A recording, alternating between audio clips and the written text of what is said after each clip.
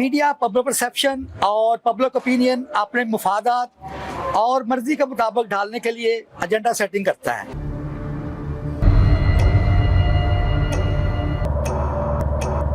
खबरों और मालूमात को बढ़ा चढ़ाकर या मैनिपुलेट करके दिखाता है। इंफॉर्मेशन के नाम पर मिस इन्फॉर्म और डिस इन्फॉर्म करता है। इश्यूज को नॉन इश्यूज और नॉन इशू को इशू बनाता है। फेक न्यूज और इवन र्यूमर्स फैलाता है। इस गंभीर और परेशान कुन सूरत हाल में एक आम आदमी सच तक कैसे पहुंच सकता है? डोंट यू वरी, एक मीडिया प्रैक्टिशनर और मीडिया स्टडीज के टीचर की हैसियत से मैं आपको बताऊंगा कि सच और झूठ के दरमियान फर्क करके हम हकीकत तक कैसे पहुंच सकते हैं। Media pledge with us, but now we all together will play with the media.